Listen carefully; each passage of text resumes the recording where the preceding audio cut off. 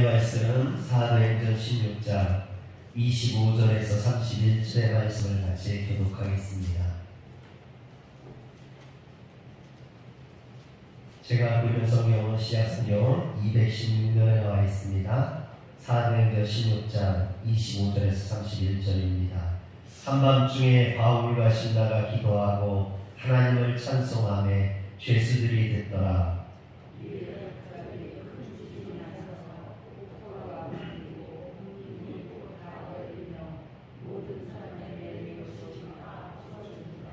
간수가 자다가 깨어 옥문이 열린 것을 보고 죄수들이 도망한 줄 생각하고 칼을 빼어 자결하려 하거늘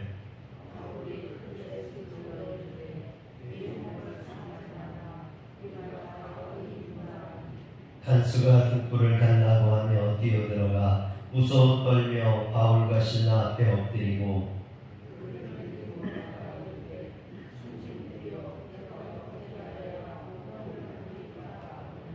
이르되 주 예수를 믿으라. 그리하면 너와 내 집이 구원을 받으리라 하고. 아멘. 할렐루야. 하나님의 은혜가 이 밤에 우리 성도님들에게 임하기를 주 이름으로 축원합니다. 사도 바울은 베드로나 요한처럼 예수님을 따라다녔던 그런 제자가 아닙니다. 바울은 예수님이 이 땅에 계실 때 주님을 한 번도 만난 적이 없습니다. 그래서 이런 이유 때문에 바울을 비판하는 비판자들은 바울의 사도성을 의심하죠. 그리고 바울은 사도도 아니라라고 공격했습니다. 그러나 바울은 3번의 전도 여행을 통해서 수많은 사람들에게 복음을 전했고 또 많은 교회들을 세웠을 뿐만 아니라 신약 성경의 3분의 1을 썼습니다. 이처럼 바울은 이방인의 사도였을 뿐만 아니라 사도 중에 사도라고 할 수 있겠죠.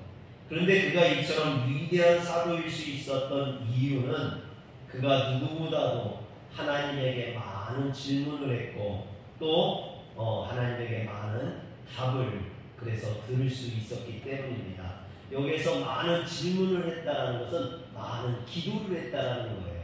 우리가 하나님 앞에 기도를 통해서 묻고 또 그 하나님에게 응답을 받은 것으로 살아가야만 합니다. 이처럼 우리의 신앙생활은 이렇게 질문하고 답을 구하는 그런 생활입니다. 본래 바울은 교회를 짓밟던 그리스도인들을 핍박하던 그런 폭도였습니다. 그는 이것이 하나님에 대한 열심이며 믿음이요 충성이라고 생각했죠. 그러나 예루살렘에서 213km나 떨어진 다메섹으로 그리스도인들을 핍박하기 위해 그리스도인들을 붙잡기 위해 달려가다가 빛 가운데 역사하신 주님을 만나게 됩니다. 그런데 그가 이처럼 주님을 처음 만났을 때 그가 주님 앞에 한 질문이 있습니다. 사도행전 9장 5절에 보면 주여 누구시니까? 바울이 처음 주님을 만났을 때 주님에게 질문했다는 거예요. 처음 만났을 때부터. 그때 주님께서 뭐라고 말씀하셨습니까? 나는 네가 박해하는 예수다 라고 말했습니다. 바울은 이 질문을 통해서 2가지를 깨닫게 되는데요. 첫째는 자신이 박해하던 예수가 거짓말쟁이, 사기꾼, 어떤 이런 사람들을 속이는 사람, 그런 것이 아니라 진정 하나님의 아들이시며 그리스도라는 사실입니다. 2번째는 사람을 괴롭히는 것이 하나님을 괴롭히는 것이요 사람을 사랑하는 것이 하나님을 사랑하는 것이라는 것을 깨닫게 됩니다. 바울은 지금까지 단 한 번도 예수님을 만난 적이 없어요. 그렇기 때문에 바울이 예수님을 핍박한 적은 단 한 번도 없습니다. 바울은 예수님을 핍박한 게 아니라 누굴 핍박했습니까? 예수 믿는 사람들, 그리스도인들을 핍박했던 거죠. 그런데 주님께서 뭐라 하냐면 나는 네가 박해하는 예수라. 바울이 예수님을 핍박했다라고 이야기합니다. 즉 예수 믿는 사람들을 박해하는 것은 곧 주님을 박해하는 것이 되는 거죠. 이처럼 주님은 자신을 그리스도인들과 동일시하셨습니다. 그러므로 주님을 믿는 사람들을 박해하는 것은 주님을 박해하는 것이요, 주님을 믿는 사람들을 사랑하는 것은 곧 주님을 사랑하는 것이 됩니다. 이처럼 바울은 주님을 처음 만났을 때부터 주님 앞에 질문을 했고 그 질문에 대한 대답을 통해서 진리를 깨닫게 되었습니다. 그런데 바울은 주님을 처음 만났을 때만 질문한 게 아니라 이후에 그가 신앙생활하면서 그의 모습을 보면 늘 하나님 앞에 이렇게 질문하고 기도하는 그런 인생을 살았던 것을 보게 됩니다. 그 이유가 무엇이었을까요? 여러분, 바울이 주님을 믿게 되면서 그는 선하게 살기를 원했습니다. 그런데 우리가 살아가는 이 세상이 선하지가 않죠. 그래서 우리는 늘 어떤 내 뜻은 선하기를 원하지만 삶으로 인해서 악하게 무너지기도 하고 또 넘어지기도 합니다. 이런 것을 경험하죠. 바울도 마찬가지였던 것 같아요. 내 원은 선한 것이지만 우리 안에 있는 이 악으로 인해서 그래서 내 마음속에 선과 악이 늘 다투는 이런 것을 경험하고, 그런데 선이 이기면 좋은데 늘 악에게 넘어지고 쓰러지는 내 모습을 바라보는 거죠. 그래서 그가 뭐라고 이야기합니까? 로마서 7장 24절에 보면 오라 나는 곤고한 사람이로다 이 사망의 몸에서 누가 나를 건져내랴 라고 이야기합니다. 그리고 얻은 주님의 답변이 로마서 8장 1절에서 2절 말씀이에요. 그러므로 이제 그리스도 예수 안에 있는 자에게는 결코 정죄함이 없나니 이는 그리스도 예수 안에 있는 생명의 성령의 법이 죄와 사망의 법에서 너를 해방하였습니다. 이런 하나님의 답변을 듣게 됩니다. 바울이 처음부터 의인이었던 것은 아니죠. 주님께서 그를 구원해 주신 것은 그가 의인이었기 때문이 아닙니다. 바울이 교회를 짓밟는 폭도였을 때 당신의 십자가 보혈로 그를 죄와 사망에서부터 구원해 주셨기 때문에 바울은 죄와 사망의 법에서 떠나 주님의 뜻대로 살려고 노력하는 자가 되었던 것입니다. 주님의 은혜 가운데 살게 된 것이죠. 이처럼 바울은 그 복음의 답변을 주신 주님의 사랑과 능력에 힘입어서 자기 속에 남아있는 죄성을 이기고 날마다 참된 그리스도인으로 살아갈 수 있었습니다. 그러므로 바울처럼 자기의 죄에 대해서 철저하게 절망해 본 사람만이 자신을 구원해 주시고 또 정죄하지 아니하시는 하나님의 구원의 참된 의미를 깨달을 수 있는 겁니다. 이것이 바울이 로마서 5장 20절에 말한 죄가 더한 곳에 은혜가 더욱 넘친다는 그 뜻이죠. 즉 죄가 크면 클수록 은혜를 크게 느끼게 된다는 것입니다. 그러나 내가 죄인이라고 느끼지 않는 사람은 하나님의 구원의 은혜도 느낄 수 없다는 거죠. 여기서 바울은 또 하나의 질문을 받게 됩니다. 로마서 6장 1절에 보면 그런즉 우리가 무슨 말을 하리요 은혜를 더하게 하려고 죄에 거하겠느냐라고 이야기합니다. 이 말이 무엇입니까? 죄에 대한 철저한 자각이 하나님의 구원의 은혜를 심화시켜준다면 하나님의 은혜를 더 크게 누리기 위해서 그러면 죄를 지어도 되느냐 이런 뜻이거든요. 여러분, 그런데 이것에 대해서 로마서 6장 2절에 바울은 뭐라고 대답합니까? 그럴 수 없느니라 죄에 대하여 죽은 우리가 어찌 그 가운데도 살리요 그럽니다. 그리스도인이 된다라는 것은 죄의 노예로 살던 사람이 주님을 주인으로 모시는 새로운 삶을 사는 것입니다. 즉 회개의 삶을 사는 것이죠. 바울이 왜 돌아섰고 왜 회개했습니까? 죄로 인해서 그 인생이 멸망으로 끝날 수밖에 없는 거죠. 그러나 예수 그리스도의 은혜를 통해서 우리는 구원을 얻게 되고 하나님의 백성으로서 하나님의 자녀로서 살게 되는 것을 깨닫기 때문입니다. 그러므로 하나님의 은혜를 누리기 위해서는 자발적으로 죄를 짓는다, 이것은 있을 수 없는 거죠.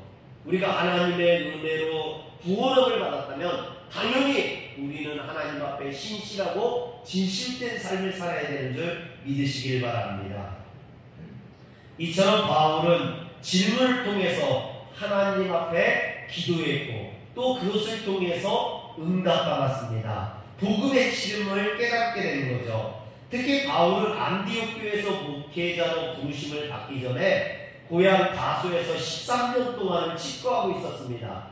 여러분, 말이 13년이지 혈기왕성했던 그 젊은 나이에 고향에서 13년 동안 숨어서 죽어 지내야 됐던 이 시간은요, 그에게 고통의 시간, 어려움의 시간이었을 겁니다. 그러나 바울은 이 시간을 헛되이 보내지 않았다는 거죠. 그 13년 동안 치과하면서 얼마나 많이 하나님 앞에 기도하고 하나님 앞에 부르짖었겠습니까? 얼마나 많이 하나님에게 질문하고 또 질문했겠습니까? 이런 시간이 있었기 때문에 그가 안디옥 교회 목회자로 섰을 때 또 이방인의 사도로 섰을 때 그와 같은 능력의 역사를 많은 사람들을 주님 앞에 인도하고 전도할 수 있었던 겁니다. 이처럼 말할 수 없는 고통 속에서 하나님께 질문한 사람만이 하나님으로부터 답변을 얻을 수 있습니다. 여러분, 저는요, 목회자는 이처럼 하나님 앞에 끝없이 질문하는 사람이라고 생각을 합니다. 이런 질문, 어려움 가운데 고난 가운데 하나님을 찾는 이런 질문을 안 해본 사람이 목회자가 되면요, 절대로 다른 사람들을 인도할 수 없어요. 영혼을 구원할 수 없다는 거예요. 왠지 아십니까? 오늘 바울도 마찬가지입니다. 그는 자신이 이렇게 어려움 속에서 고난 속에서 하나님 앞에 수많은 질문을 했고 수많은 기도를 했고 수많은 대답을 들었기 때문에 다른 사람들이 당하는, 다른 교회에서 성도들이 당하는 그 어려움에 대해서도 답변해 줄 수 있었던 거죠.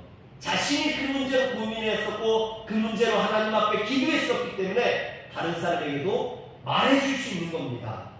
신약 성경에 나오는 바울 서신의 대부분들이요, 그런 이야기예요. 그런 이야기. 교회들이 당하는 어려움과 고통에 대해서 바울이 그것에 대해서 답변하는 겁니다. 그러나 이것은 바울의 답변이 아니라 하나님의 답변이라는 거죠. 바울이 하나님 앞에 질문했고 구했고 그리고 들었던 답을 성도들에게 들려주는 겁니다. 그래서 제가 목회자도 마찬가지라는 거예요. 목회자도 하나님 앞에 기도하고 하나님 앞에 질문하지 않았다면 어떻게 성도들의 인생에 대해서 그들의 영혼에 대해서 답변을 줄 수 있겠습니까? 본인이 질문하지 않았던 사람이에요. 영혼에 대해서 질문한 사람만이 이처럼 영혼에 대해서 답변할 수 있는 거죠. 오늘 말씀에 보면 감옥문들이 모두 열리고 창고까지 벗어져서 얼마든지 옥에서 도망칠 수 있었습니다. 그러나 바울과 실라는 도망치지 않고 오간에 그대로 있었습니다.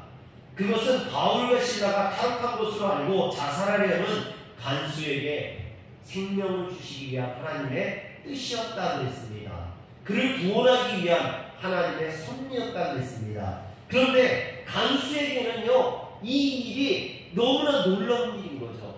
너무나 신비로운 일인 겁니다. 이 일이 그냥 이루어지는 게 아니라 이것은 놀라운 어떤 신의 역사라고 생각이 된 거죠. 그래서 간수는 바울과 실라 앞에 엎드려 내가 어떻게 하여야 구원을 받으리까 질문합니다. 한번 따라합시다. 내가 어떻게 하여야 구원을 받으리까? 한 번만 더 해보겠습니다. 내가 어떻게 하여야 구원을 받으리까? 여러분, 이 질문은 빌립보 감옥에서 간수가 바울에게 한 질문입니다. 그런데 여기서 간수는요, 바울과 실라에게 주님이라고 부르면서 내가 어떻게 하여야 구원을 받을까라고 질문을 합니다. 감옥에서 도망칠 수 있었음에도 도망치지 않았으므로 자신의 생명을 구해준 바울에게 간수는 내가 어떻게 해야 구원을 받을 수 있습니까? 라고 첫 질문을 했죠.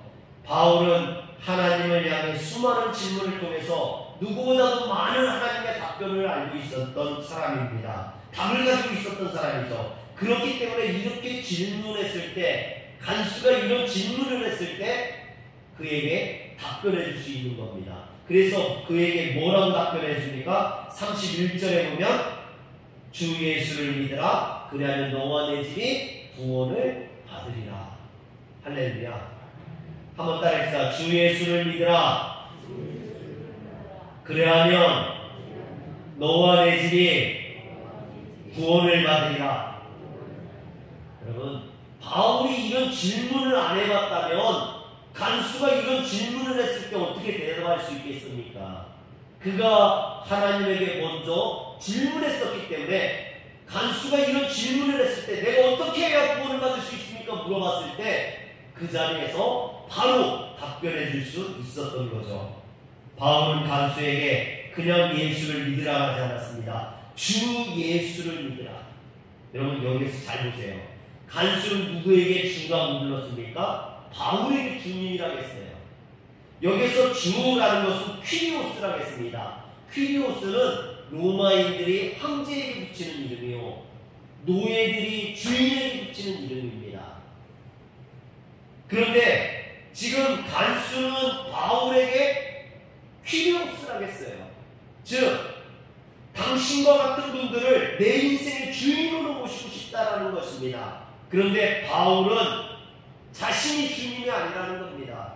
나는 주님이 될 수도 없고 나는 주인이 돼서도 안 된다는 거죠. 그럼 누가 주님이냐? 누가 퀴리오스냐? 바로 예수 그리스도라는 겁니다.